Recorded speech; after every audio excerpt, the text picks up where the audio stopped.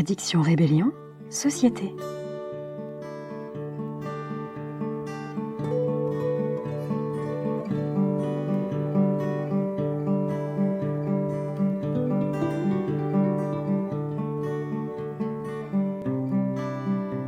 Garde à l'esprit que la seule façon sûre de ne jamais devenir accro à quelque chose, c'est de ne pas commencer, et que la seule façon sûre de ne jamais replonger, c'est de ne pas recommencer. Cette phrase nous l'expliquons toujours un peu plus. Salut à toi, c'est Sophie. Aujourd'hui c'est lundi. Bienvenue dans Addiction Rébellion, un podcast pour tout connaître des addictions, pour t'en libérer et pour les dépasser. Ce podcast est un partage citoyen, un retour d'expérience sur un vécu assez dense, et il ne se substitue en aucun cas à une prise en charge médicale. Aujourd'hui, je te propose de travailler sur la question du déclic. Ce déclic qu'on espère ou qu'on attend pour réussir à tout changer, enfin. Qu'est-ce que c'est ? Qu'est-ce qu'on peut en espérer ? Est-ce qu'on peut le provoquer ? Et si oui, comment ? Étymologiquement, le mot déclic s'est construit à partir d'un bruit, le son clic, qui se produit à l'instant précis où un mécanisme se déclenche. Par extension, un déclic désigne quelque chose qui soudainement se met en marche dans ton esprit et provoque une prise de conscience, un changement, une évidence, un mouvement intérieur. Il se présente sous forme de révélation et il est ressenti au moment d'une prise de conscience, d'une émotion particulière ou d'un événement déclencheur. Alors pour qu'on soit bien d'accord, je ne parle pas des faux déclics, si tu m'accordes l'expression. Les faux déclics, ce sont ces petits moments de tristitude que tu expérimentes peut-être lors des lendemains difficiles. Tu sais, les moments de forte résolution de type « cette fois c'est fini ». Ces faux déclics s'accompagnent pendant quelques heures ou quelques jours d'une motivation intense, mais ils se soldent par un retour à la compulsion. Dis-moi en commentaire si tu as déjà expérimenté ces semblants de déclics. Si c'est le cas, tu n'es pas seul, crois-moi, et ne désespère pas, tu n'es pas un cas perdu. C'est seulement que l'intensité de l'émotion que tu ressens dans ces instants-là n'est pas un indicateur fiable d'un changement durable. Mais nous passons tous par là, parfois des dizaines de fois.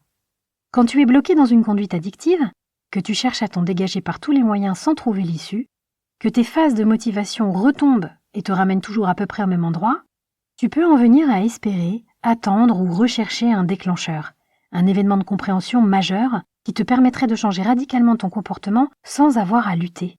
Ce fameux déclic libérateur qui agirait comme un ressort et qui te ferait embrasser une sorte d'assentiment intérieur profond qui alignerait enfin ta volonté et tes actes.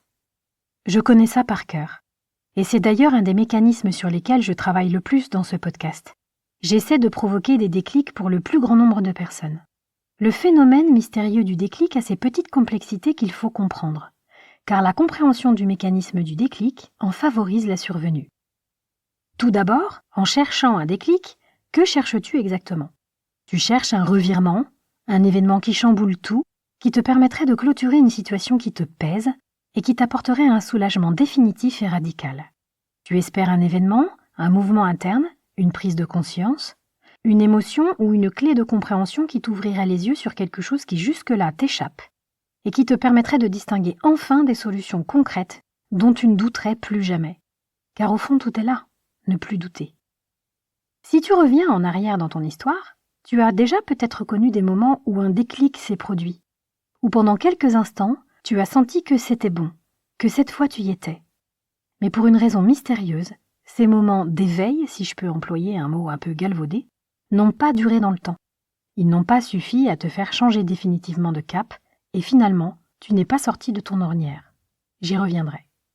Si tu observes bien, en fait de déclic unique, tu ne vas probablement pas connaître un seul déclic au cours de ton histoire de consommateur, mais plusieurs. Et par ailleurs, ce fameux déclic n'est même pas nécessaire pour devenir abstinent. Nombreux et nombreuses sont celles et ceux qui deviennent abstinents sans avoir une histoire de gros déclic à raconter. J'y reviendrai aussi.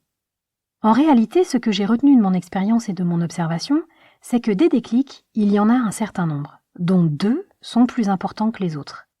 Et tu attends peut-être le déclic majeur, sans avoir encore pris conscience que le déclic majeur, c'est-à-dire le premier, tu l'as déjà eu. En effet, le premier déclic, c'est quand tu prends soudainement conscience que la fête est finie, que le produit que tu prenais pour du plaisir n'est plus tant que ça un plaisir, que c'est plutôt un fil à la patte, voire carrément un cauchemar, qu'en réalité tu ne maîtrises rien. Ça, c'est le premier déclic. C'est le déclic le plus important parce que sans lui, rien n'est possible.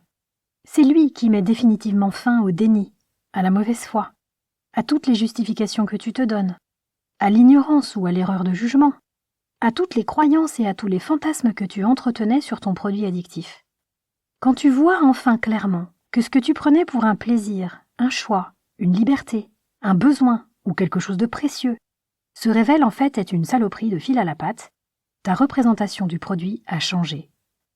Et sans ce déclic, tu ne serais pas en train de chercher à sortir de ton addiction. C'est en cela que c'est un déclic majeur. Et si tu suis ce podcast, c'est que ce déclic a déjà certainement eu lieu. Ce déclic peut être déclenché par un élément de compréhension que tu n'avais pas intégré jusqu'alors. Ou bien il peut être provoqué par une émotion forte. Par exemple, tu lis de la peur chez ton enfant, et ça te choque. Ou tu assistes à l'enterrement de quelqu'un que tu aimais. Ou tu te réveilles aux urgences. Tu perds une relation importante. Ou tu réalises soudain la personne que tu es en train de devenir. Dans ce genre de situation, tu ne découvres pas forcément une information nouvelle, mais tout à coup, tu la ressens. Le déclic vient alors d'une émotion qui donne enfin du poids à une compréhension déjà présente. Le deuxième déclic important provoque de nouveau un changement de représentation. C'est quand tu passes de « je n'arrêterai jamais », c'est-à-dire « j'ai pas envie » ou « c'est trop dur » ou « je ne m'en sortirai pas » ou « tant pis, de toute façon, ça ou autre chose, il faut bien mourir de quelque chose » ou « c'est impossible, je serais trop malheureux sans ce produit ». Ma vie sans ce produit, c'est inenvisageable, ça me fait trop flipper, j'en ai trop besoin. C'est ma béquille. C'est affreux, mais c'est trop bon. Ou je suis trop faible. Et puis je serais qui sans ma conso, ce serait trop bizarre. C'est quand tu passes de ce « je n'arrêterai jamais » à « je vais le faire ». Car tout à coup tu vois un changement. Arrêter devient possible, le doute recule, et tu te dis que tu vas y arriver. Nous allons voir comment ça se met en place. Le déclic n'est pas une nécessité indispensable pour devenir abstinent. Nombreux sont ceux qui deviennent abstinents simplement en comprenant peu à peu, de mieux en mieux, comment fonctionne leur addiction. Quoi qu'il en soit, si tu espères un déclic parce que tu y vois quelque chose de simple et de libérateur, et même si tu as déjà eu une dizaine de déclics et que tu as l'impression d'être un cas désespéré, ne te mets pas la pression. Si tu ne peux pas à coup sûr provoquer le déclic, tu peux mettre en place les conditions pour qu'il survienne, en veillant à mettre en place une combinaison de facteurs. Dit autrement, ça revient à aligner les planètes, et parfois, c'est plus rapide que si tu attends qu'elles s'alignent toutes seules. Le premier facteur déterminant pour aligner les planètes, c'est comprendre pourquoi tu consommes. Et ça, c'est le sujet de toute la méthode en 15 épisodes que tu trouveras sur cette chaîne. Cette méthode en déclenche plein, des petits déclics de conscience et des clés de compréhension.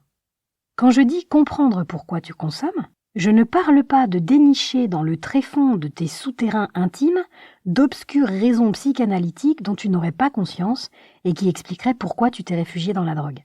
Si tu avais des choses lourdes à oublier ou un contexte dont n'importe qui aurait pu vouloir s'échapper, ces raisons-là, tu les connais déjà. Tu sais que tu as utilisé certaines substances addictogènes dans l'espoir illusoire de soulager quelque chose de difficile.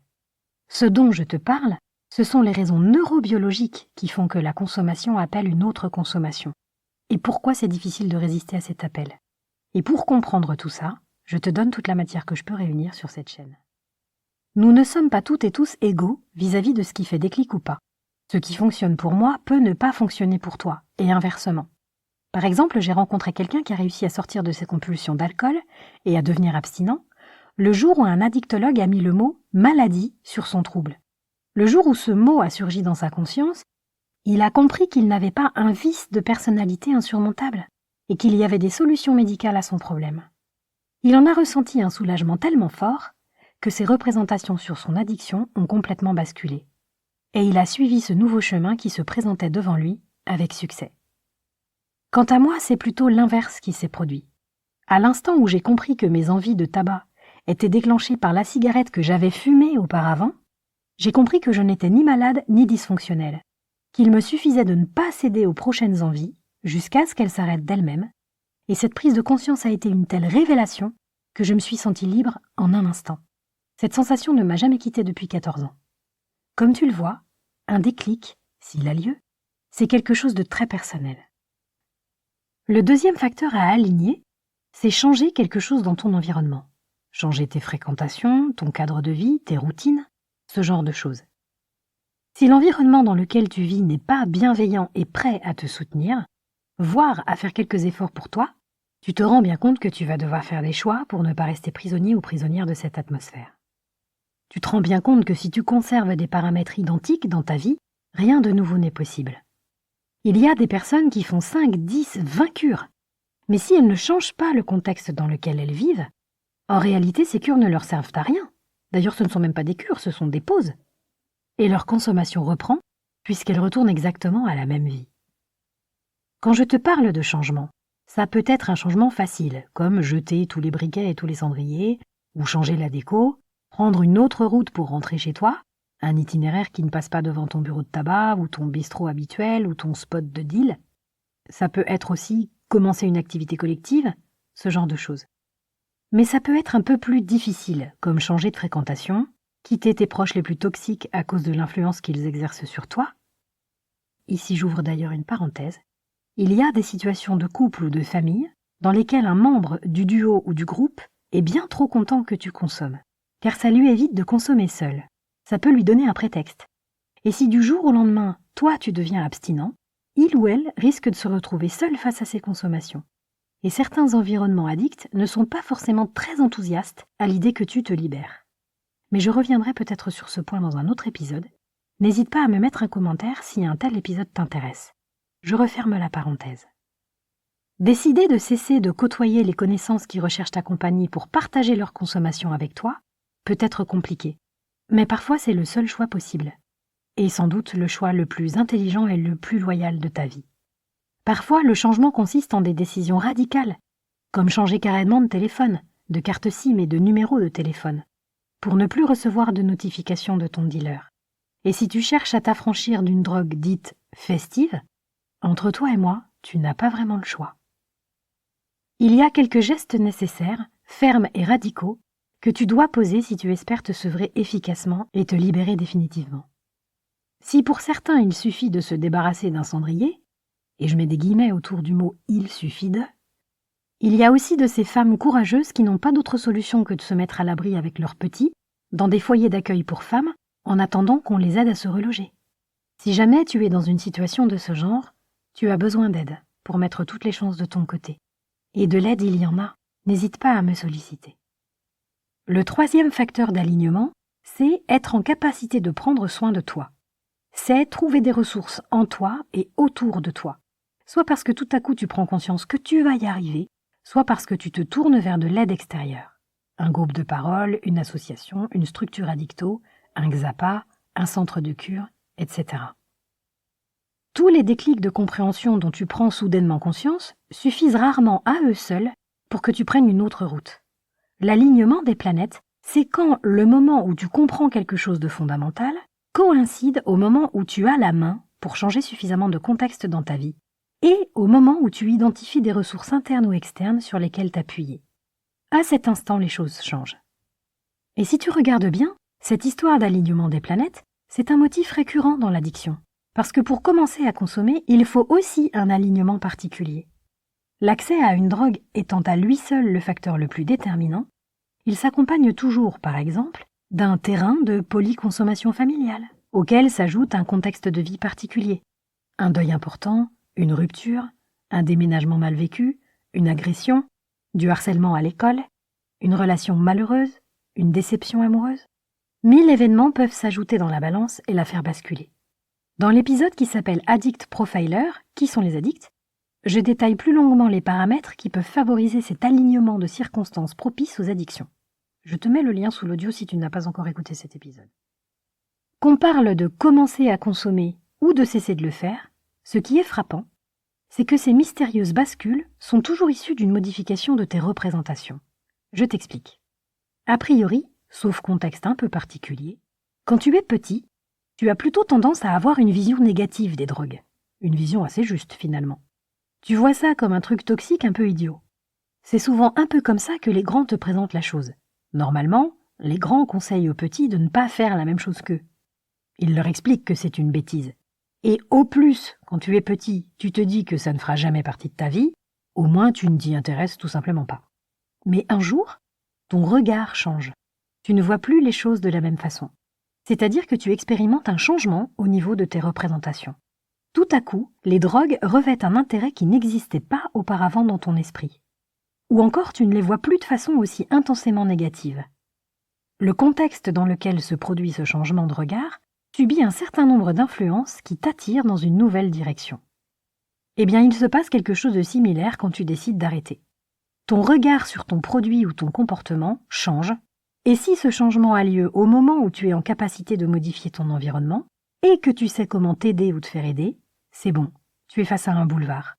Normalement, tu ne vas pas trop galérer à devenir abstinent. D'où l'intérêt de creuser la question des représentations. Le déclic que tu cherches, ce petit séisme intérieur, est souvent tapi au cœur des fantasmes ou des fausses croyances que tu entretiens à l'égard de ta drogue. En gros, tant que tu crois que ce que tu consommes t'apporte quelque chose de positif, le déclic n'aura pas lieu, car c'est à cet endroit-là que ta représentation doit bouger. Tant que tu te dis que tu sais très bien, mais que pour l'instant tu n'as pas envie, ou tu ne te sens pas prêt. Tant que tu crois que tu es libre. Tant que tu crois que tu fais ce que tu veux. Tant que tu crois que tu kiffes. Tant que tu crois que tu n'es pas addict ou que tu maîtrises. Tant que tu crois que ce que tu consommes n'est pas un produit dangereux.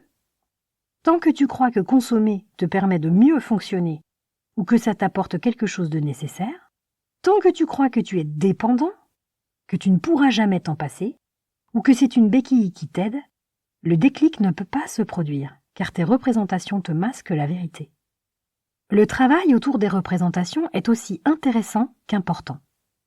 Je vais donc prendre un exemple qui me semble être l'exemple le plus parlant, l'alcool. L'alcool est auréolé d'une infinité de représentations positives dans la culture collective. Il est vu comme le petit plus convivial qui favorise le lien social. Il symbolise l'hospitalité, les rassemblements en famille ou entre amis, comme si ces liens étaient embellis par l'alcool, que sans l'alcool, c'est pas pareil, ce qui bien sûr est complètement faux. Le fait qu'un grand nombre de personnes partagent collectivement ces croyances renforce mes propres croyances. Je vais logiquement avoir tendance à accepter cette représentation sans la remettre en question, parce que j'adhère aussi à l'idée que tout le monde partage cette conviction. L'alcool est associé à encore beaucoup d'autres choses sexy et glamour. Il est associé à une gastronomie et à un certain art de vivre, empreint de raffinement, et même à un patrimoine qui entretient une certaine fierté nationale et soutient une identité culturelle. On l'associe à toutes les formes de fêtes et il devient dès lors l'ingrédient de la joie collective. Ce qui fait d'ailleurs dire à certains égarés « Comment vous avez cessé de boire, alors vous êtes devenu chiant ?» Comme si la joie était un sentiment réservé aux consommateurs d'alcool. Comme si l'alcool avait le pouvoir de transformer les buveurs en personnes heureuses et intéressantes. L'alcool est associé au plaisir, à la détente, à un privilège ou à une récompense méritée. On l'associe même au romantisme et à la séduction. Tu vois de quoi je parle ? Ce duo de verres un peu classe rempli d'un vin un peu plus cher, qu'on dispose à proximité d'une bougie ou d'un bouquet de fleurs, et qui est censé fabriquer une ambiance chaleureuse et intimiste. On l'associe également à la créativité artistique et à l'inspiration, ou encore à la maturité et à l'intégration sociale, à la réussite économique, au business et au prestige, ou encore à une certaine idée de la virilité. Et même, dans certains contextes, on l'associe à la force et au courage. Rien de tout cela n'est vrai en réalité. Aucune représentation ne recèle plus de vérité qu'une autre. Et je crois qu'il n'existe pas de drogue associée à un plus grand nombre et à une plus grande variété de représentations positives que l'alcool. Ces représentations coïncident pourtant en parallèle avec d'autres qui attirent l'attention sur une réalité moins glamour. Celle des alcooliques, qui mettent des mois à mourir d'une cirrhose dans une effroyable souffrance, et parfois dans une solitude lunaire. Celle des déliriums, de la dégradation progressive et irréversible de nos organes vitaux. Celle des accidents de la route, des décès prématurés, des violences conjugales, de la destruction des liens familiaux, de la négligence parentale, de la perte d'estime de soi, de la désocialisation, de l'addiction, de la dégradation progressive, de la déchéance, la perte de contrôle, l'irresponsabilité, l'absentéisme, la perte de performance qui fait obstacle à la réussite sociale, la perte d'emploi, l'appauvrissement, la spirale, dette, consommation, perte d'autonomie et de liberté. On est très loin de la joie insouciante, du fun, des paillettes, des bulles et du chic. Les représentations positives circulent malgré le fait que l'alcool soit de l'éthanol. Pour de vrai. De l'éthanol, comme à la pompe à essence, et qu'a priori tu n'irais pas boire un verre d'éthanol à la pompe. Les représentations positives autour de l'alcool permettent ce tour de magie que quand tu vois de l'éthanol dans une cuve à essence, tu l'identifies à un poison mortel, ce qui est bien le cas, mais dès lors qu'il pétille dans une flûte ou qu'il luit de reflets cuivrés au fond d'un verre en cristal, tu le vois comme un symbole de fête, de partage ou d'élégance. Il ne viendrait à personne l'idée de proposer à la cantonade et avec un chaleureux sourire « Qui prendra un verre d'éthanol ?» Alors que c'est pourtant exactement ça. Et c'est la représentation sociale qui transforme la substance chimique éthanol en vin, en bière, en champagne, en digestif, en toast, en célébration, en amitié, en soutien. D'ailleurs, si quelqu'un servait un verre transparent en disant « Voici 15 millilitres d'éthanol dilué dans de l'eau », beaucoup de personnes ressentiraient une certaine répulsion, alors qu'elles accepteraient volontiers la même quantité d'éthanol sous forme de vin ou de cocktail. Parce qu'alors l'éthanol est paré d'une livrée plus glamour et chargé non pas de bénéfices réels, mais de fantasmes, de croyances, d'espoirs, d'attentes. Il est vêtu d'une mythologie sociale qui modifie tes perceptions. Ta réaction est largement liée à la représentation que tu associes au produit. C'est cette représentation qui vient habiller des plus beaux atours une substance dont le seul pouvoir de séduction repose en réalité sur ses propriétés addictogènes. L'alcool est un objet social particulièrement ambivalent, d'autant que les représentations que tu en as évoluent au fil de ton addiction. Quand tu es jeune, tu y vois un truc uniquement festif et identitaire, qui t'aide à te désinhiber et à prendre courage. Au bout de quelques années, tu vois la substance comme le symbole des affaires, de la maturité, de la virilité, d'une certaine prestance et d'un ensemble de coutumes sociales intégratives.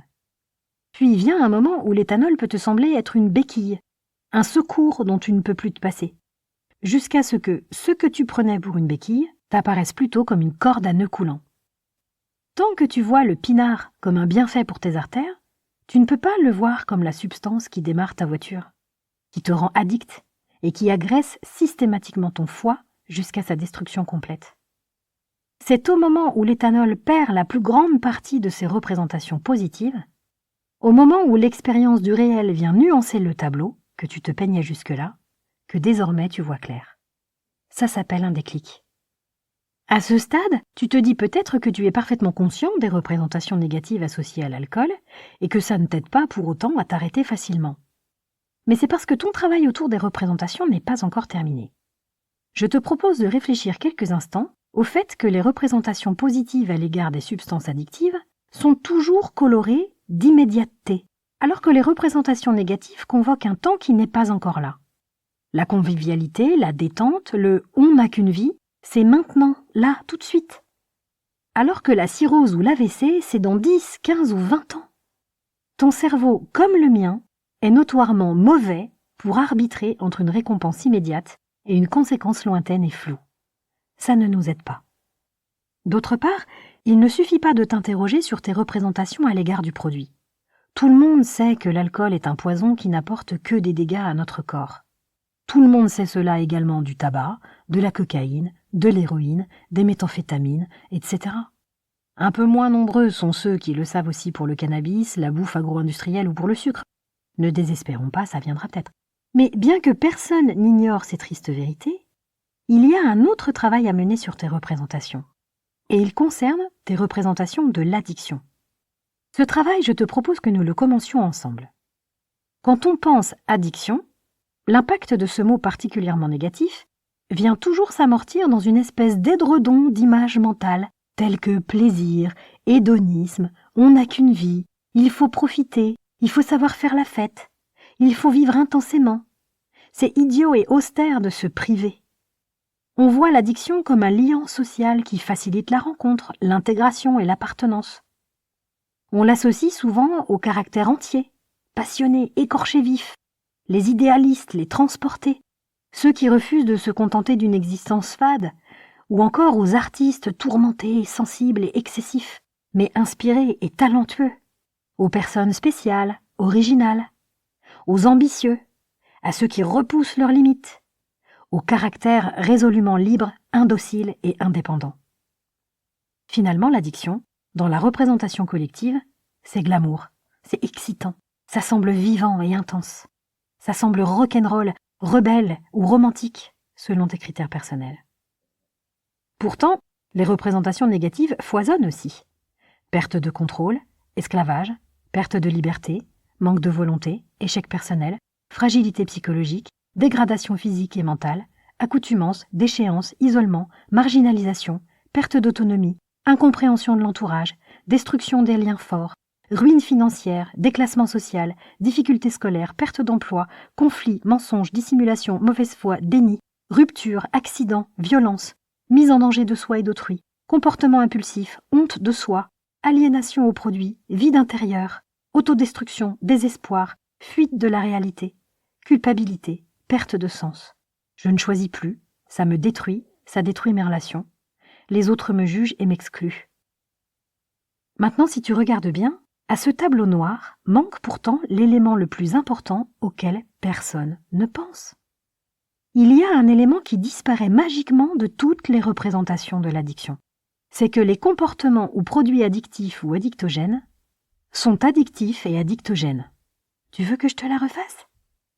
Tu ne trouves pas ça incroyable que quand on pense substance addictive, on est tous et toutes renvoyés vers tout un tas de représentations mentales plus ou moins positives ou négatives, mais qu'il ne vient à l'idée de personne de questionner le sens de addictif ou de addictogène.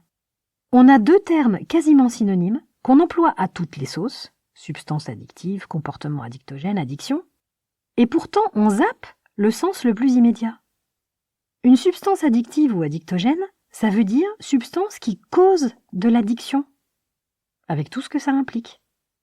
Dès lors, les gens qui consomment des trucs addictifs se posent 15 000 questions pour expliquer pourquoi ils consomment, alors qu'ils consomment tout simplement parce qu'ils consomment.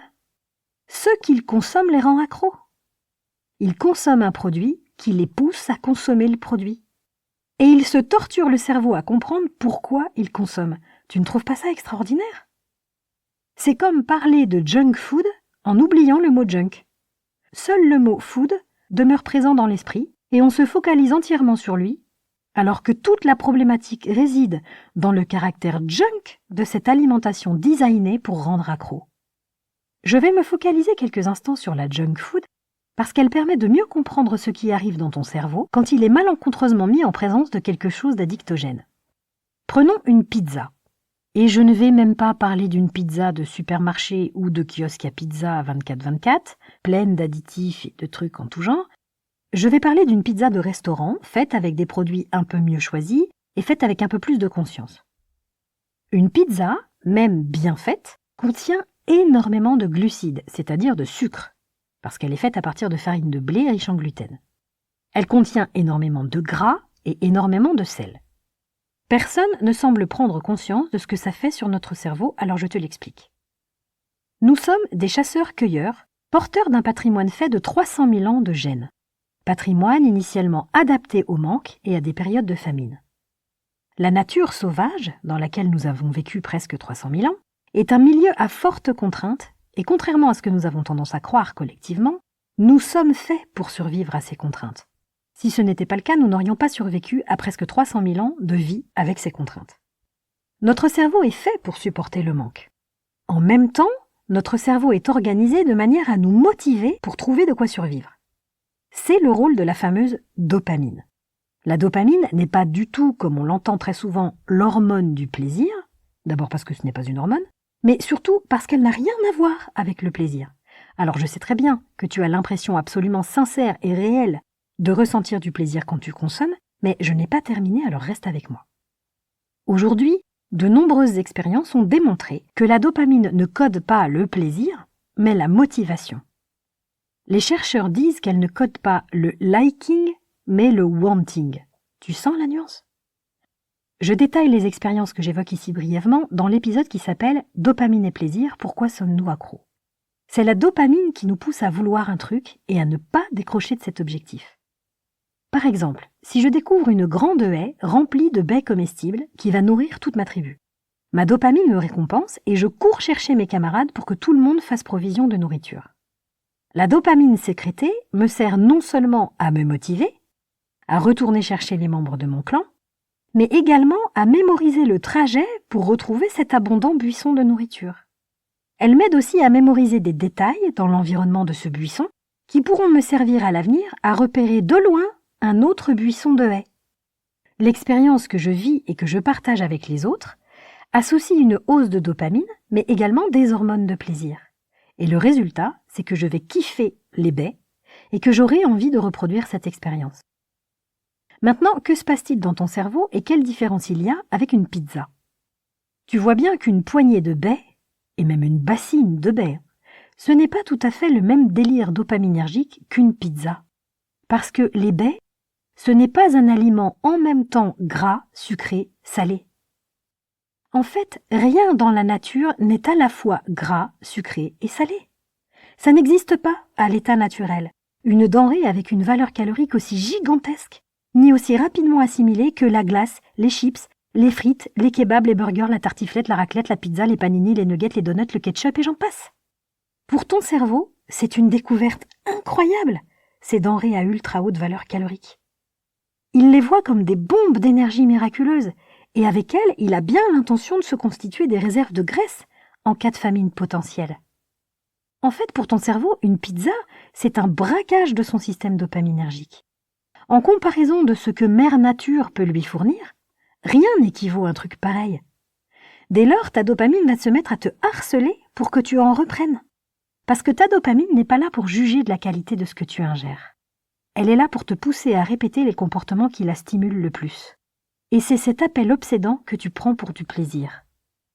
Je détaille ces phénomènes avec plus d'explications dans l'épisode qui s'appelle « Dopamine et plaisir, pourquoi sommes-nous accros ?»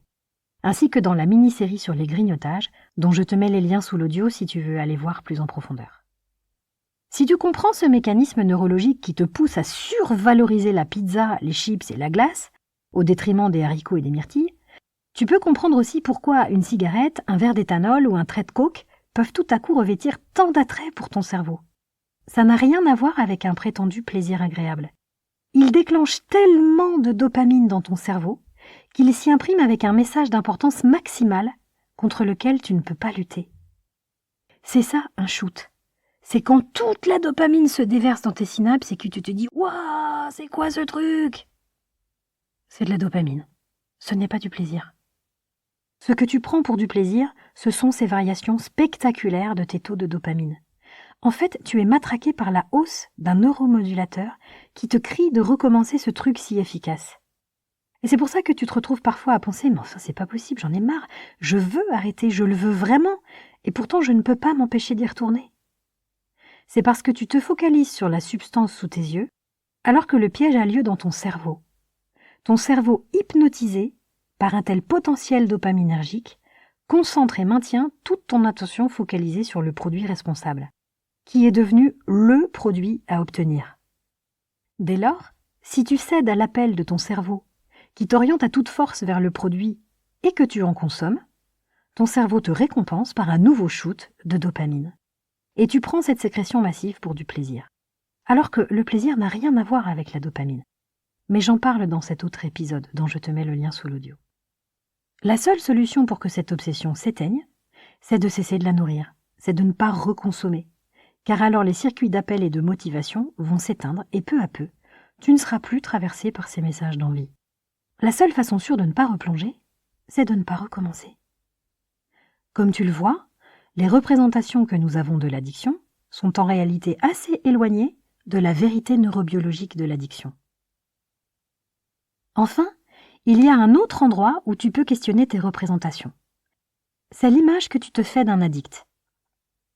Si tu te représentes que l'addict, c'est le toxico qui a commencé avec un joint et qui finit par mourir d'overdose d'héroïne dans un squat au milieu de ses chiens, ou que c'est la mère alcoolo devenue incapable de s'occuper correctement de ses gosses et qui planque les bouteilles de vodka dans le lave-linge, il est tout à fait probable que tu aies du mal à te reconnaître comme un ou une addict.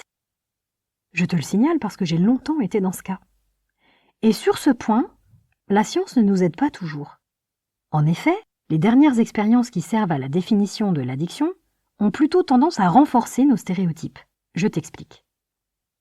Dans une expérience maintenant célèbre, on rend des petits rats accros à la cocaïne et ils sont mis en condition de pouvoir se droguer tous les jours. Au bout d'un certain temps, on modifie légèrement l'expérience. À l'instant où ils consomment, ils reçoivent une décharge électrique. Cette décharge est suffisamment pénible pour que 9 rats sur 10 cessent de consommer de la cocaïne. Et la science en conclut que le rat addict, c'est celui qui poursuit sa consommation malgré le choc, c'est-à-dire celui qui est incapable de s'arrêter malgré les conséquences négatives. Mais je te demande ce que tu en penses. Comment nommer les rats qui consomment de la cocaïne tous les jours jusqu'à ce que les conséquences soient suffisamment douloureuses pour qu'ils arrêtent?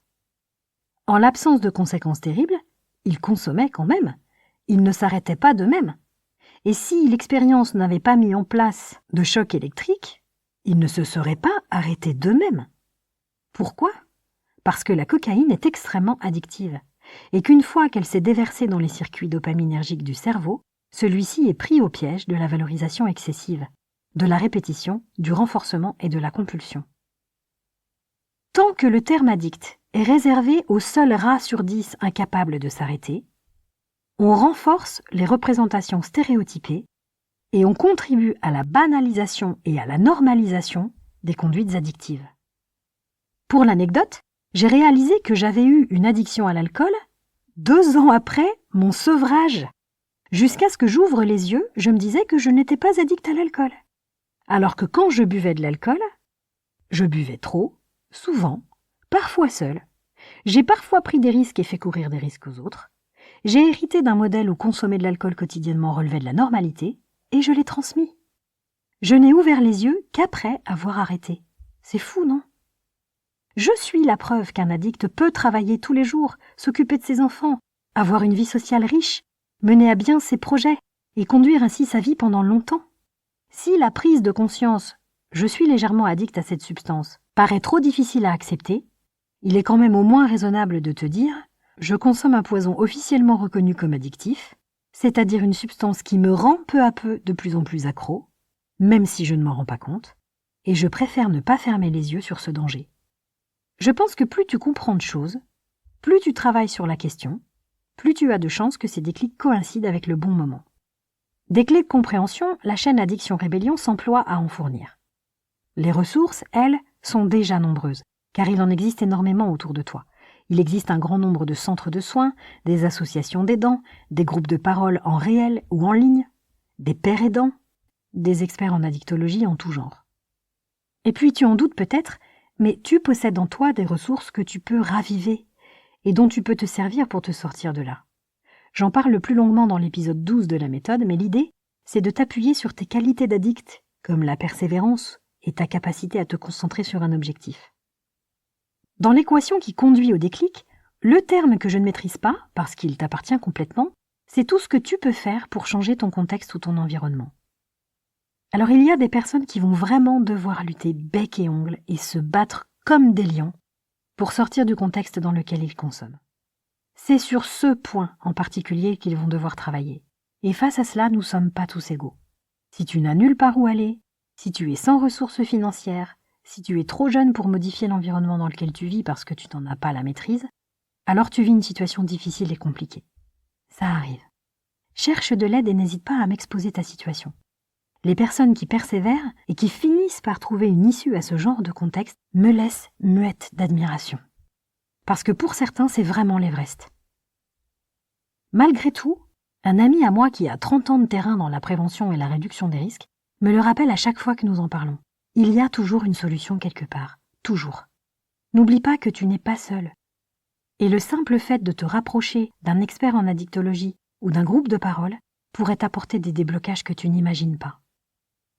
Bien sûr, changer ton environnement, retravailler tes représentations mentales, chercher à mieux comprendre et à t'entourer correctement ne garantit pas, à coup sûr, le déclic.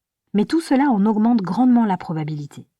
Continue de chercher à comprendre, modifie ce que tu peux modifier dans ton environnement, cherche des ressources et ne désespère pas si le déclic n'est pas venu. Le déclic n'est finalement pas si souvent l'éclair tombé du ciel. Il est plutôt l'aboutissement d'un ensemble de transformations déjà en cours qui deviennent visibles d'un seul coup. Enfin, méfie-toi de ton cerveau des addictions, qui s'est organisé pour que tu répondes à l'appel dopaminergique et qui ne va pas céder du terrain aussi facilement. Tu peux rester coincé des années dans ton addiction à attendre un déclic. Et cette attente déçue peut garantir à elle seule le maintien de ton addiction pendant longtemps. Car ton cerveau lui-même peut te bercer d'un ronron léthargique de type Te prends pas la tête, un jour t'auras bien un déclic. Il te suffit d'attendre. En attendant, reprends donc une dose. T'auras peut-être le déclic demain. Eh bien, j'espère que je t'ai montré qu'un déclic, ça se prépare. Et tu as toutes les compétences pour le faire. Voilà, cher auditeur, c'est tout pour aujourd'hui. Si mon travail t'aide ou si tu penses qu'il peut aider quelqu'un, n'hésite pas à le partager en ligne ou en vrai. Abonne-toi, like, surtout n'oublie pas que je suis joignable à l'adresse mail qui figure sous l'audio et que je réponds à tous les commentaires. Si tu as envie de comprendre plus de choses sur ton addiction ou sur l'addiction d'un de tes proches, tu trouveras toutes les réponses que j'ai trouvées pendant mes parcours de sevrage et d'abstinence dans la méthode en 15 épisodes. Alors à lundi prochain. D'ici là, garde à l'esprit que la seule façon sûre de ne jamais devenir accro à quelque chose, c'est de ne pas commencer, et que la seule façon sûre de ne jamais replonger, c'est de ne pas recommencer. À bientôt. Bye bye.